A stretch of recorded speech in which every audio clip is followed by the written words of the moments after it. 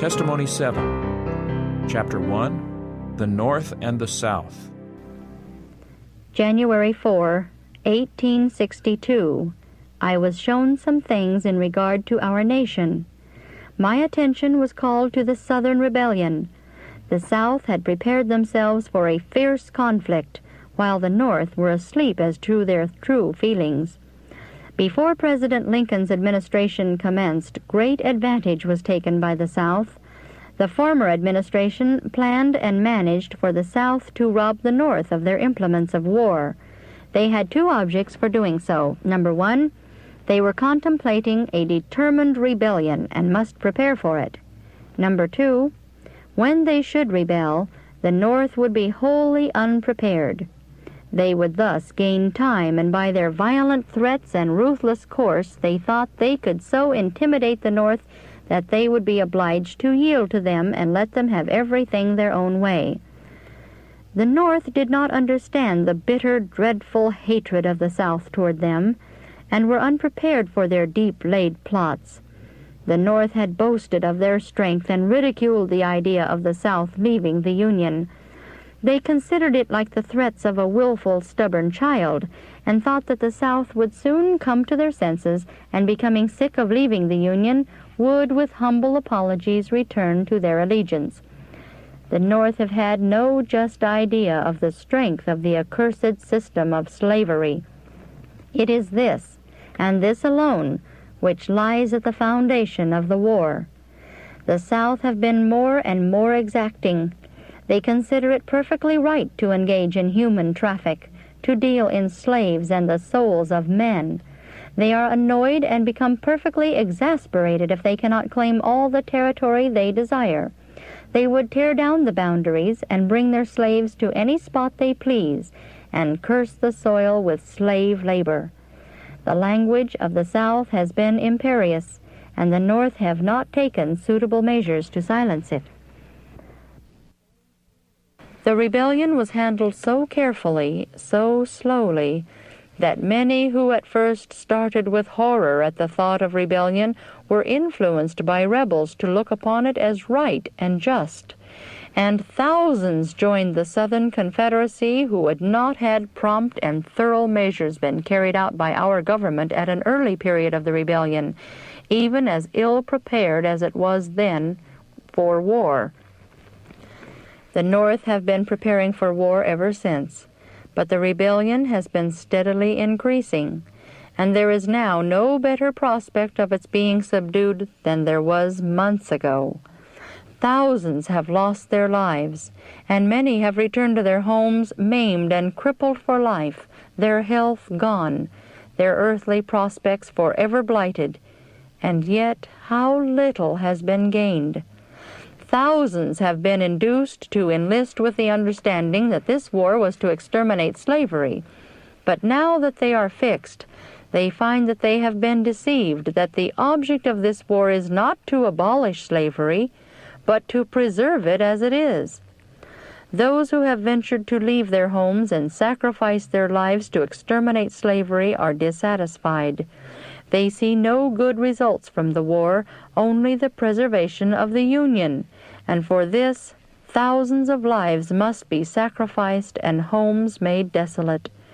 Great numbers have wasted away and expired in hospitals.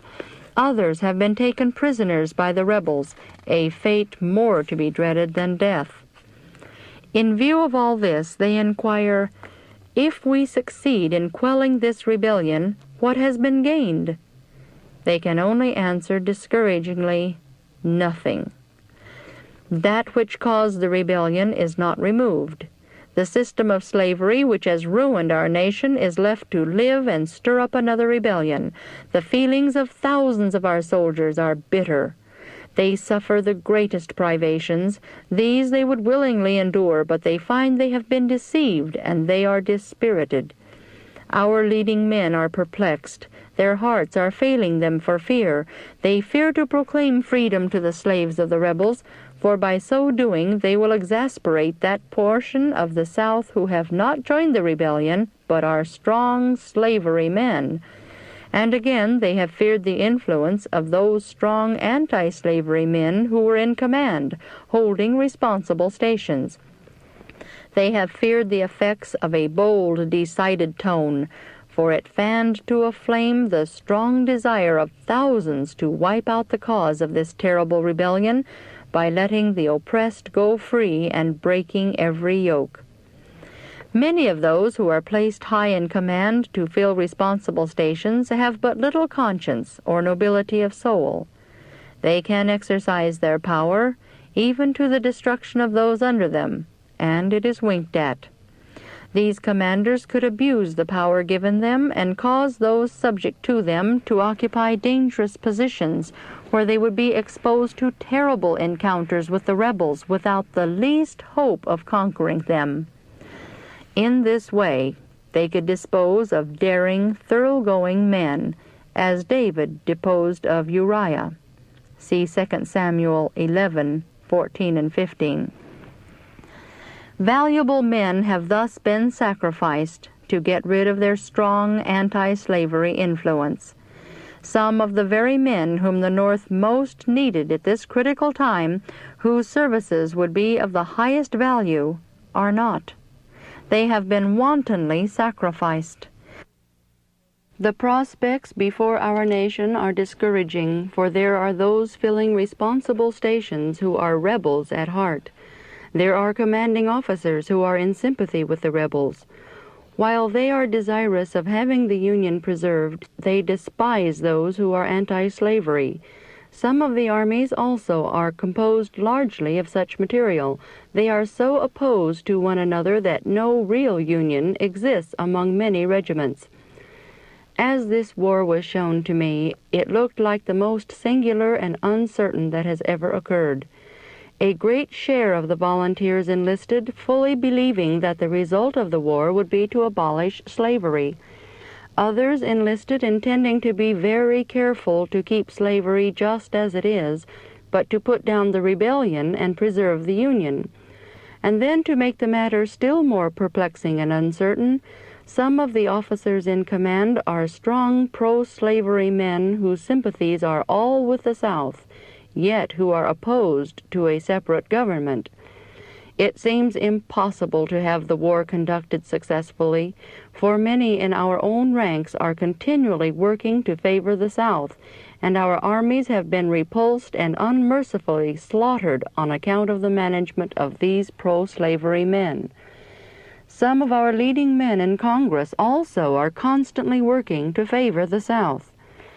In this state of things, proclamations are issued for nationals, fasts, for prayer that God will bring this war to a speedy and favorable termination. I was then directed to Isaiah 58, verses 5 through 7.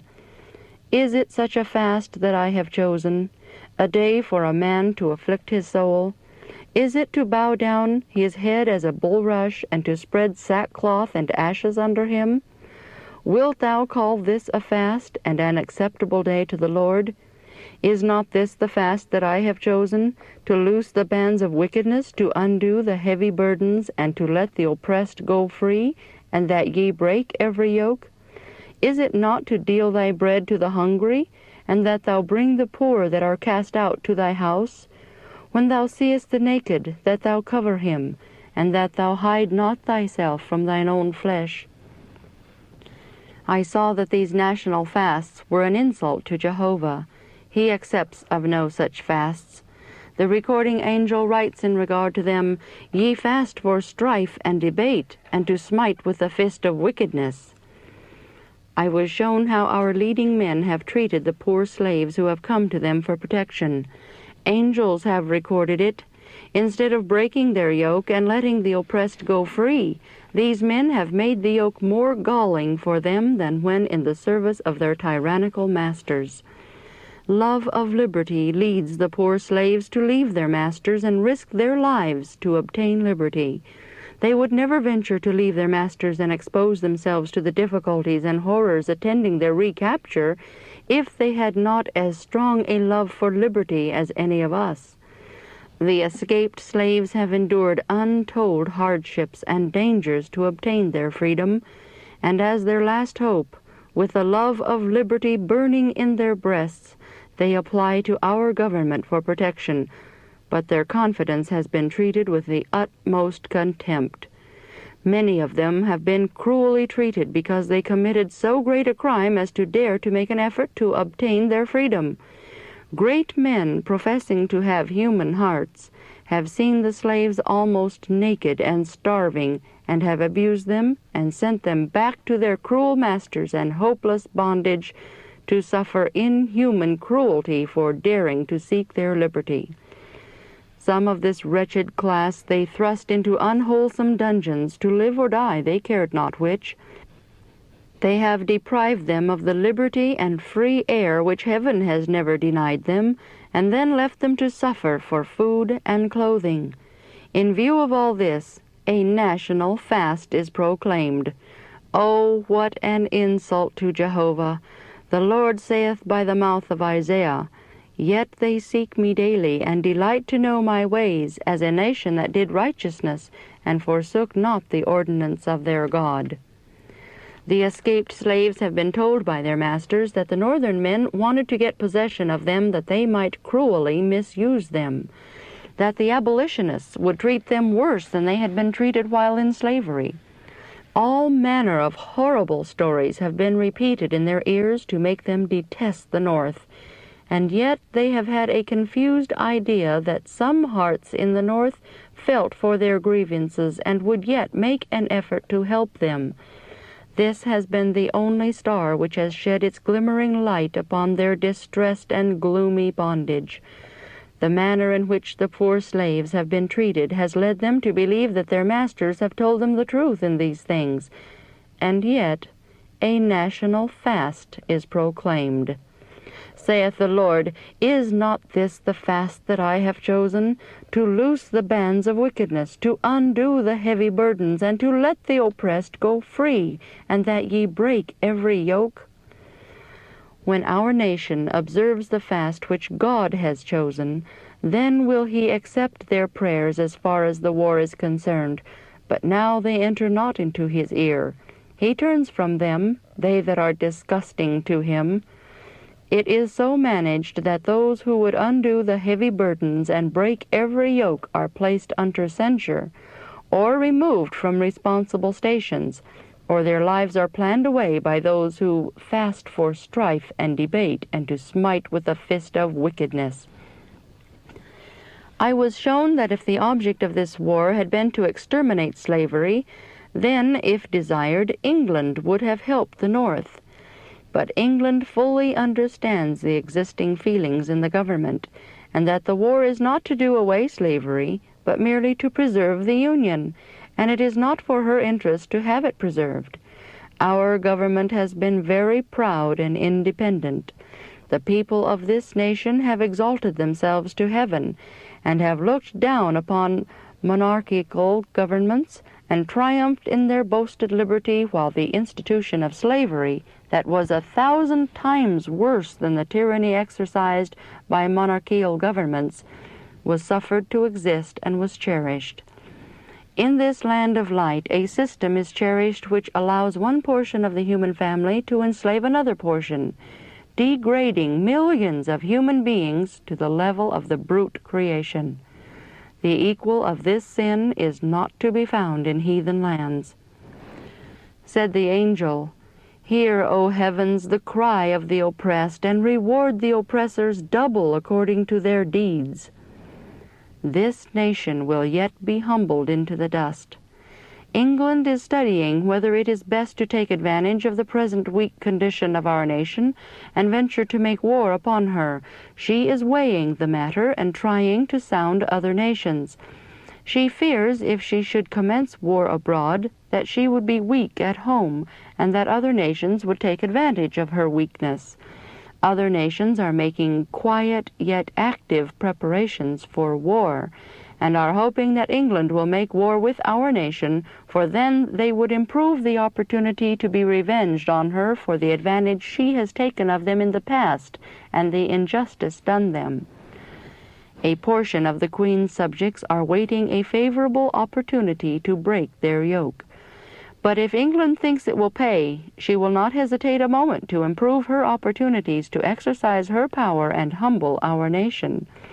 When England does declare war, all nations will have an interest of their own to serve, and there will be general war, general confusion.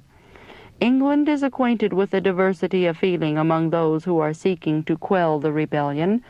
She well knows the perplexed condition of our government. She has looked with astonishment at the prosecution of this war, the slow, inefficient moves, the inactivity of our armies, and the ruinous expenses of our nation. The weakness of our government is fully open before other nations, and they now conclude that it is because it was not a monarchical government, and they admire their own government and look down, some with pity, others with contempt, upon our nation, which they have regarded as the most powerful upon the globe. Had our nation remained united, it would have had strength, but divided it must fall.